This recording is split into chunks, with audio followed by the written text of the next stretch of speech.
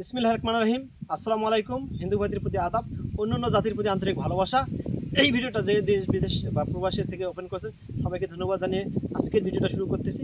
আজকের ভিডিওটা আমাদের সরকার উপদেষ্টা এবং উপদেষ্টাগণদের দৃষ্টি আকর্ষণ করে আমাদের কৃষকের পক্ষে আমি আজ কিছু কথা বলবো এবং কৃষিপণ্য ব্যবসায়ী হিসেবে এই কথাগুলো বলা এখন সময় এসেছে।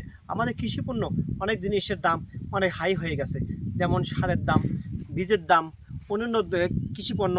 আমরা চাইব সরকার কৃষি পণ্যকে একটু যথেষ্ট পরিমাণ ভর্তুকি দিয়ে এগুলোর দাম একটু স্বাভাবিক রাখার জন্য আমি অনুরোধ করব এবং আপনারা সবাই ভিডিওটা শেয়ার করে দেবেন। এই ভিডিওটা যেন আমাদের কোনো না কোনো উপদেষ্টার কাছে পৌঁছায়, কেননা কৃষি পণ্য এখন সার কিন্তু অনেক টাকা বাজার বেড়ে গেছে। সার, ভুট্টার বীজ এবং অন্যান্য ডিজেল, এই কৃষি পণ্যের দামগুলো একটু কমাইতে হবে।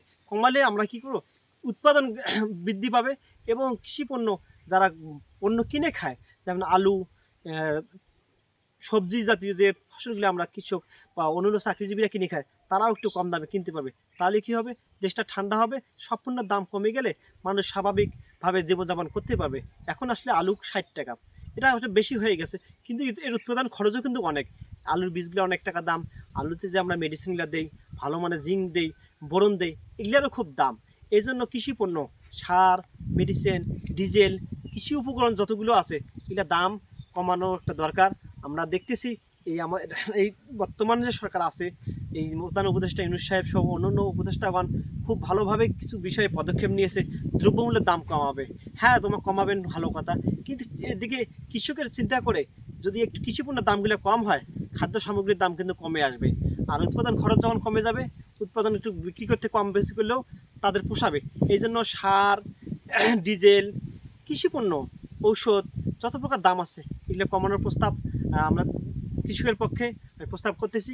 কোনো উপদেষ্টা যদি আমার এই ভিডিওটা দেখেন, অবশ্যই এগুলো আপনারা আলোচনা করবেন এবং কৃষকের চিন্তা করে সব পণ্যের দাম কমালে আমরাও উৎপাদিত ফসল কম দামে মানুষের হাতে দিতে পারবো। এটাও একটা ভালো দিক হবে এবং দেশটা শান্তির মধ্যে পড়বে। আসলে যারা রিক্সা চালায়, দিনে 400-500 টাকা ইনকাম নেয়, তাদের কিন্তু বাজার করতে খুব হিমশিম খাচ্ছে। অনেক জিনিসের অনেক দাম। আমরা জানি যে চাইলে আমরা গরুর দাম কমাইতে পারবো না, মাংসের দাম কমাইতে পারবো না, তার কিছু খাদ্যগুলোর দাম কমাইতে হবে। এই জন্য আপনারা এই বিষয়ে উদ্যোগ নেবেন। আমাদের নতুন উপদেষ্টা সাহেব এর দৃষ্টি আকর্ষণ করতেছি, উপদেষ্টাগণের দৃষ্টি আকর্ষণ করতেছি। অনেকে ভাববেন এই ভিডিওটা কি তাদের কাছে পৌঁছাবে, ভাই অবশ্যই পৌঁছাবে। তারাও ফেসবুকে অনলাইনে সবসময় থেকে থাকে। আপনারা সবাই একটু লাইক, কমেন্ট, শেয়ার করবেন। আমরা কৃষিপণ্যের দামগুলো কম চাই, স্বাভাবিকের মধ্যে চাই। সবাই ভালো থাকবেন, সুস্থ থাকবেন এবং সবাইকে অনুরোধ করে বলবো যে সরকারকে দেশ পরিচালনার জন্য যার যেখান থেকে সাহায্য করবেন, দেশে কোনো অস্থিরতা তৈরি করবেন না, দেশে কোনো মানুষের সম্পদ লুটপাট করার চেষ্টা করবেন না। দেশে কিন্তু বিচার আছে, বিচার হবে, বিচার আওতায় যেন আপনি না পড়েন। সবাই ভালো থাকবেন, সুস্থ থাকবেন। আসসালামু আলাইকুম।